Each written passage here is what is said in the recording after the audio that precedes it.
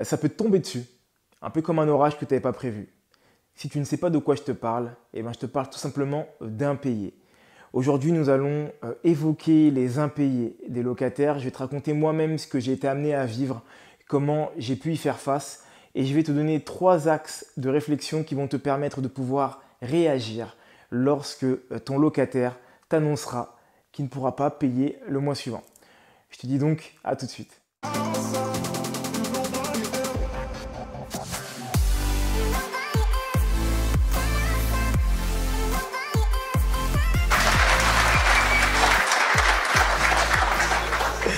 Plus sérieusement, salut à toi ambitieux, salut à toi ambitieuse et bienvenue sur cette chaîne qui est la tienne. YBA Courtage ou plutôt la chaîne des ambitieux. Si tu ne connais pas le principe, c'est très simple. Je suis Roméo, courtier en prêt immobilier, investisseur et également marchand de biens depuis peu. Et cette chaîne est dédiée à l'immobilier dans sa plus large palette possible. On va parler vraiment de tout, de l'aspect financier, de l'aspect investissement dans le locatif et également de l'aspect activité de marchand de biens. Donc si tu as pour objectif d'investir, de comprendre l'investissement, ou tout simplement tu t'intéresses à l'investissement de manière générale, tu es le bienvenu. Et pour ça, je t'invite à t'abonner. Et oui, t'abonner tout simplement parce que ça te permettra d'avoir déjà tout le contenu d'actualité lorsqu'il arrivera et qui sortira sur ma page. Et également, ça me donnera un peu de force. Donc, je te laisse quelques instants pour pouvoir le faire. Et puis ensuite, on va démarrer sur ce nouveau thème qui est donc les impayés.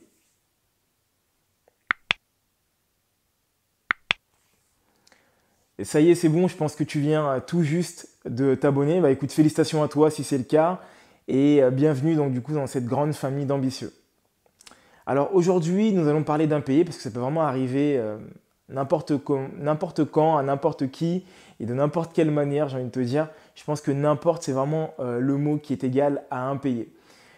Surtout dans cette période où on est post-Covid, les personnes sortent de situations financières qui peuvent être compliquées par moment parce qu'elles n'ont pas forcément eu de salaire ou pas dans leur intégralité et les choses commencent à se ressentir sur le long pour certains. Je vais t'évoquer 3 points. 3 étapes qui sont importantes lorsque ton locataire t'informe qu'il ne pourra pas payer ce mois-là. Qu'est-ce que tu dois faire et surtout comment réagir. Et à la fin de tout ça, je te donnerai aussi une illustration claire parce que c'est quelque chose que j'ai été amené à vivre et comment moi j'ai réagi face à ces situations pour y faire face tout simplement sans mauvais jeu de mots. Pour commencer, on va remettre les choses dans le cadre et pour faire simple, on va redéfinir le principe, ou en tout cas la définition du mot impayé. Donc moi je te parle d'impayé à partir du moment où ton locataire t'annonce qu'il ne pourra pas payer pour le service que tu lui as rendu, donc en l'occurrence lui louer ton appartement ou ta maison, donc ton bien immobilier. D'accord? Pour qu'on soit OK sur cette définition-là. Ensuite, pour moi, il y a 3 grandes étapes. Non, tu sais quoi, je te dirais même 4 grandes étapes. Donc, il y a une étape bonus, je t'invite vraiment à rester jusqu'à la fin de la vidéo pour que tu puisses savoir quelle est cette étape qui est hyper importante. Mais on va d'abord commencer par ces 3 premières étapes qui sont importantes lorsque ton locataire t'informe qu'il ne pourra pas payer ce mois-là. La première chose à faire selon moi, c'est de poser des questions, de chercher à comprendre le pourquoi. Qu'est-ce qui fait que le locataire ne peut pas payer ou bien décide de ne pas payer? Ça arrive aussi également. C'est pour ça qu'à travers ces questions-là, tu pourras savoir réellement comment réagir, en tout cas quel est l'état d'esprit de ton locataire. Une question que tu peux poser, déjà, ça peut être est-ce que c'est dû à la vétusté de ton bien? Ça, normalement, tu es censé le savoir déjà en amont si ton bien est trop vétuste ou non. Ensuite, demander est-ce qu'il y a une épreuve, un coup dur dans sa vie, une séparation, un décès, une naissance, la voiture plus le ballon d'eau chaude qui est tombé en panne, je ne sais pas. Quelque chose qui fait que, encore le ballon d'eau chaude c'est à ta charge, mais quelque chose qui fait que tu pourrais comprendre qu'il y a une situation financière qui l'a impacté de manière brusque. Ça peut être également un ATD, donc un impayé qu'il n'a pas eu ou autre. Ensuite, tu peux aussi demander est-ce qu'il y a un changement de vie professionnel. Ça aussi, dans la carrière d'une personne, un changement de vie, un virage à 90 degrés, il passe de salarié à à, à indépendance, c'est des choses qui peuvent du coup impacter sa trésorerie, où il envisage de faire un nouvel investissement sur sa boîte ou commencer et démarrer un projet professionnel. C'est des choses qui peuvent impacter sa vie. Et en fonction de ça, déjà, tu vas voir l'état et l'humeur du locataire. Est-ce qu'on est en face de quelqu'un qui ne veut pas payer parce que le bien il est vétuste? Est-ce qu'on est trop vétuste, excuse-moi? Est-ce qu'on est en face, et donc insalubre, hein, limite? Est-ce qu'on est en face de quelqu'un qui ne peut pas payer parce que du coup il se sépare de son copain ou de sa copine, ou tout simplement qu'il a décidé d'ouvrir une boulangerie par exemple et qu'il a eu un coup dur, une machine qui a lâché, il n'avait pas la trésorerie pour, malheureusement. Tu vois, déjà ça te permet d'avoir un peu plus de hauteur par rapport à la situation, parce que tu ne réagiras pas de la même manière si le type ou la nana te dit bah j'ai pas envie de payer parce que à chaque fois que je te dis mon ampoule elle est grillée et tu ne la changes jamais, vraiment je grossis les traits, ou plutôt quelqu'un qui t'appelle et qui te dit bah écoutez j'ai eu un imprévu là sur mon activité, j'ai ma machine qui me permet du coup de pouvoir payer tous les mois et de pouvoir vivre, qui est tombée en panne. C'est ma machine, c'est un four à pain. Et je devais donc du coup lâcher une somme assez importante, ce qui fait que je suis ric-rac ce mois-là. Tu vas comprendre la démarche parce que tu vas dire naturellement, là, si j'insiste et qu'il paye, en fait, il ne pourra pas réparer son four. Et s'il ne peut pas réparer son four à pain, du coup, il ne pourra pas me payer le mois suivant ensuite. Donc, est-ce qu'il n'est pas préférable de laisser cette fois-ci et de chercher une organisation et de voir comment, en fait, on peut s'organiser, tout simplement. En deux, j'ai envie de te dire, ne jamais prendre de décision à chaud. Peu importe à l'heure à laquelle il t'appelle, même si tu es à 5 minutes de chez lui, je te déconseille fortement d'avoir des réactions. Ne sois jamais dans la réaction, sois plutôt dans l'action par rapport à ce genre de situation. D'accord? Tout simplement parce que la réaction que tu vas avoir par rapport à cette situation ne va jamais prévaloir sur l'action que tu aurais eue si tu avais pris juste 1 heure, 2 heures de recul, voire même 1 jour ou 2 jours de recul.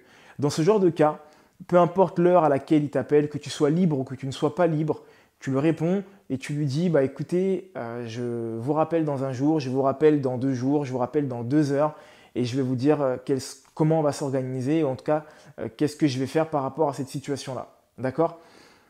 Déjà, je pense que il va y avoir une grosse différence lorsque ton locataire t'appelle pour te dire qu'il ne peut pas payer, donc c'est ce que nous sommes en train de dire maintenant, ou lorsque tu vois que l'échéance est passée mais que le virement n'est pas arrivé et donc du coup tu le découvres par toi-même.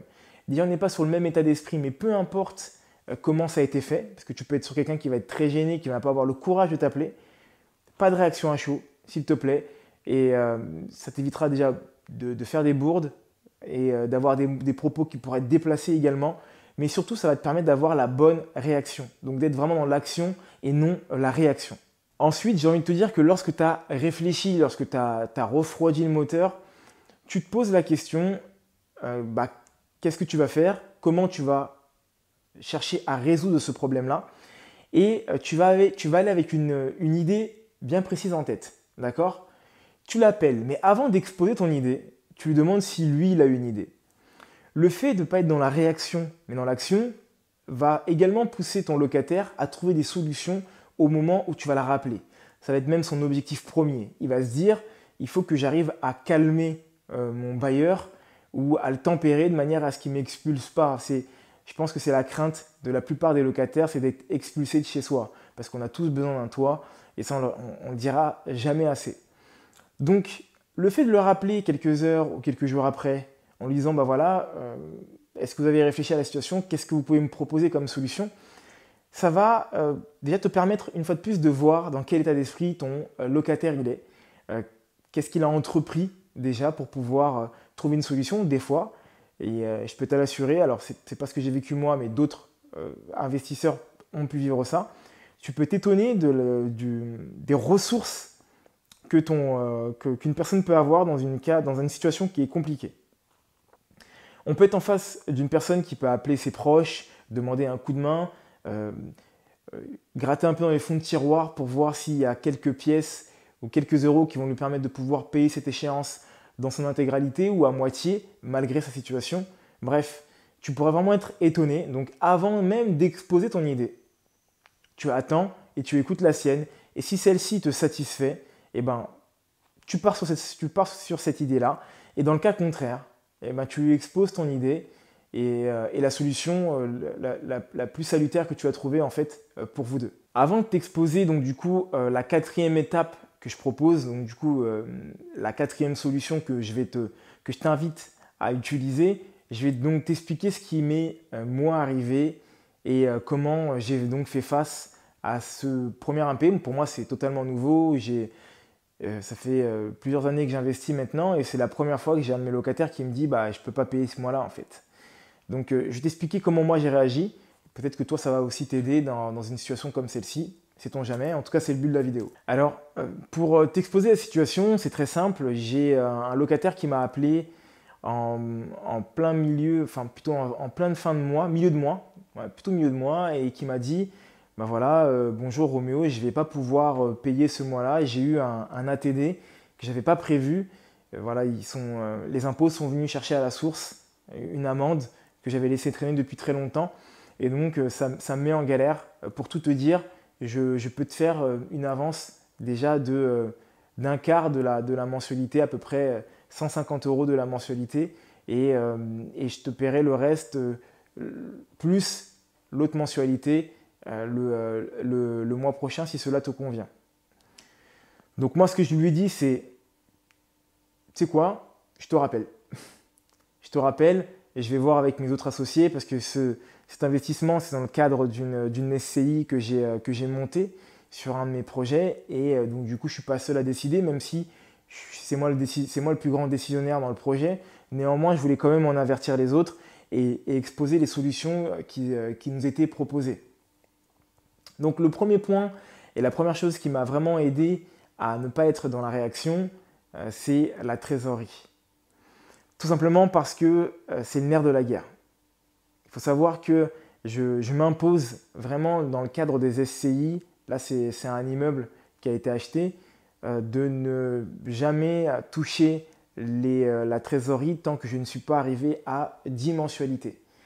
Ça signifie que, imaginons que mes mensualités soient à 700 €, il me faut 7000 € dans le compte, de manière à être tranquille et de me dire que si personne ne me paye pendant 10 mois, je suis en capacité de pouvoir réagir et donc du coup de pouvoir continuer à payer mes échéances tranquillement.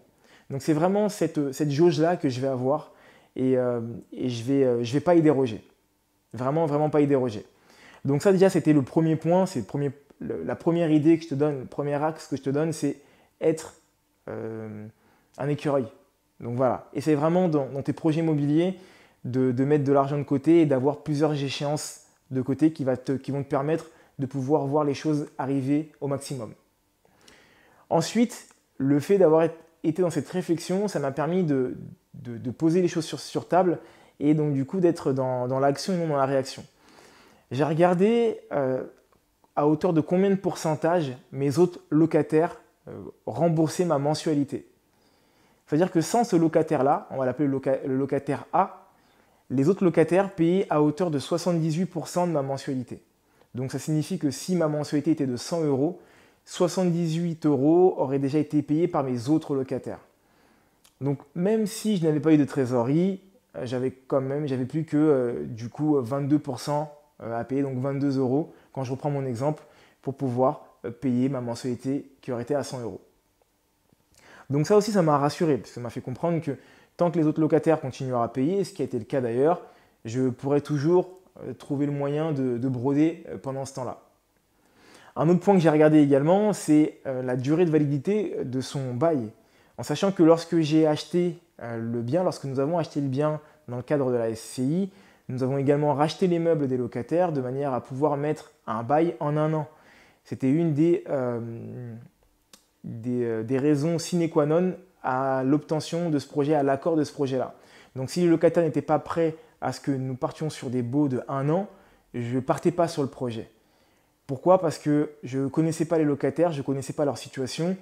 Oui, sur les 3 ou les 4 derniers mois, ou les 5 ou les 6 derniers mois, ils ont eu l'impression de bien payer. Et néanmoins, moi je ne les connais pas et j'ai envie d'abord de me faire ma propre idée. Donc c'est pour ça qu'il était hyper important pour moi qu'on parte sur des baux d'1 an. Et en l'occurrence, il ne restait plus que 5 mois ou 6 mois sur le bail de ce locataire-là. Donc dans le pire des cas, si je suis en face de quelqu'un d'hyper récalcitrant, et peu importe que je sois en période hivernale ou non, je suis en capacité de pouvoir le faire, de tenir 6 mois avec ma trésorerie et ensuite de pouvoir rompre son bail, enfin mettre un terme à son bail en fait simplement et lui demander de partir sans avoir à faire trop de procédures. Parce que mieux vaut perdre 6 mois d'échéance que faire 1 an ou 2 ans de procès avec l'avocat et les huissiers et toutes les autres démarches qui s'ensuivent. Ça te coûtera, je pense, beaucoup plus cher et même en termes d'énergie. Ensuite, ce que j'ai fait également, donc là du coup on est à la quatrième étape. Je te rappelle, la première étape, c'est que j'ai dit que j'allais le rappeler. J'allais d'abord voir avec mes associés, même si j'avais déjà une idée en tête de ce que je voulais faire. Donc du coup, pour rappel, j'ai d'abord commencé par lui dire que j'allais la rappeler et que j'allais voir avec mes associés. En deuxième point, la trésorerie, ça a été un impact qui était très important sur l'action que j'ai émise. Ça m'a permis justement de ne pas avoir de réaction, mais plutôt être dans l'action. La troisième étape, ça a été de mettre tout sur table et de voir depuis combien de temps est resté encore dans le bail et à hauteur de combien en termes de pourcentage ce locataire possédait donc du coup sur mon camembert de cash. En l'occurrence, il n'avait que 22% qui le représentait. Et donc du coup, la quatrième étape, si je ne me suis pas loupé, donc c'est celle-ci, ça a été donc de l'appeler et de lui proposer, non pas qu'il me paye comme il me l'avait proposé, un quart de la mensualité maintenant et de l'échéance, excuse-moi, maintenant et le reste plus la nouvelle échéance après, mais plutôt qu'on découpe ça sur 10 échéances. Pourquoi? Je vais t'expliquer. Tout simplement parce que une personne qui est en situation de précarité comme celle-ci, qui n'avait donc pas du coup de trésorerie pour pouvoir faire face à ce type de problème-là, en me donnant ce quart-là qui lui reste, il n'aura plus de quoi manger, il ne peut plus aller au travail, il ne peut pas payer son titre de transport, bref, il ne peut plus avoir de vie pendant 1 mois. 1 mois, ça paraît court quand on dit 1 mois, mais 1 mois est égal à 30 jours la plupart du temps. Donc il faut pouvoir les assumer ces 30 jours-là. Et il suffit que pendant cette période-là, ils doivent changer ses pneus, par exemple, il va repartir encore en situation de fragilité, ce qui va faire que le mois d'après, il risque encore d'être dans une situation précaire et peut-être ne pas payer la mensualité. Deuxièmement, le fait de lui dire « Non, garde ton argent pour le moment et je veux que tu me payes ça en petits bouts et sur 10 mois », ça, émotionnellement parlant, ça le rassure, ça augmente l'estime qu'il a envers toi. Et je peux t'assurer qu'il va vraiment faire tout ce qu'il peut, lorsqu'il est bien sûr de bonne foi, tout ce qu'il peut pour pouvoir payer les mensualités comme tu les auras convenues. Donc, la première étape, ça a été donc de lui dire ça. Voilà, tu vas garder l'argent qui te reste et on va partir sur 10 mois d'échéance au lieu de partir sur un quart maintenant et 3 quarts après par la suite. Là, il n'y avait pas trop d'intérêt pour moi parce qu'on avait la trésorerie. En fait, tout simplement, il y a encore un loyer d'avance qu'il avait donné lorsqu'il est rentré dans le logement, qu'on a récupéré lors de la vente. Donc voilà, il y avait tous ces points-là qui faisaient que c'était safe. Ça ne servait à rien de vouloir récupérer de l'argent pour récupérer.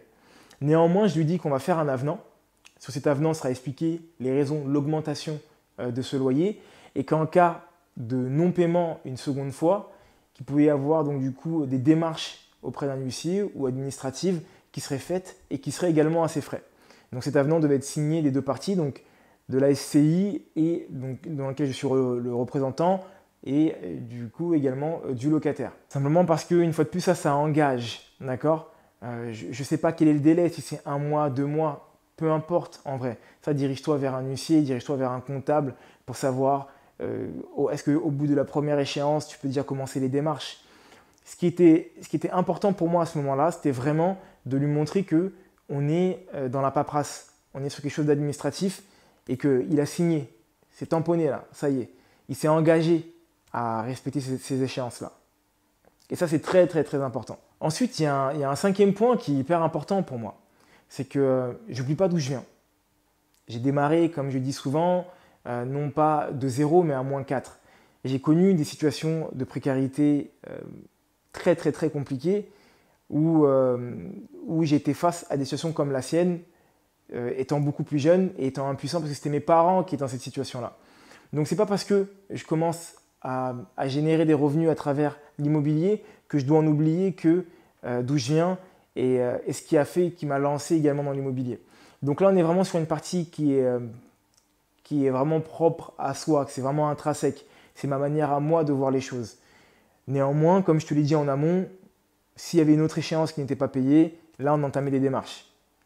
Donc c'est pas parce que je sais d'où je viens et que je sais ce que c'est la galère que je vais non plus tout accepter au détriment de moi-même être en galère par la suite. Juste avant de te parler de ce fameux bonus, je t'invite simplement, si tu as des questions et rentrer plus en détail sur des projets immobiliers ou autres, à cliquer sur les liens qui sont juste en bas et qui te permettent de rentrer en contact avec moi afin que je puisse t'appeler. Donc tu cliques sur le lien, tu programmes un appel d'une quinzaine de minutes et ça totalement gratuitement et sur mon planning et moi je te rappelle par la suite avec grand plaisir d'ailleurs. Cette dernière étape, ce dernier axe de réflexion que je t'invite à prendre, c'est un ami comptable qui me l'a donné. C'est donc de partir sur des paiements échoirs et non à échu. La différence entre les deux, c'est que lorsque tu fais des paiements, des demandes de paiement à échoir, ça signifie que c'est en début de mois qui va te payer pour tout le mois glissant, roulant. D'accord? Donc ça va être en début janvier qui va te payer pour toute la période de janvier. Alors que à échu, ça va être à la fin janvier qui va te payer du coup la note.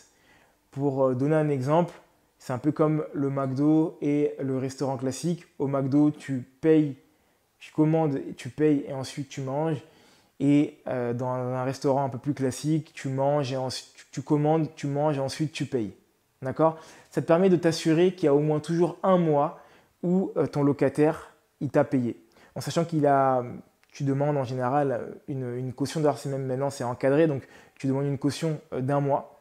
Et là, tu es dans une situation où tu as toujours 2 mois de trésor au minimum qui peuvent t'assurer et qui peuvent donc te permettre de savoir faire face au moins pendant 2 mois dans ce type de situation. Mon petit ambitieux, je pense que tu te poses la question à savoir est-ce qu'il m'a payé quand même à la fin et est-ce qu'il y a eu d'autres problèmes comme celui-ci? Eh bien, je te rassure que non.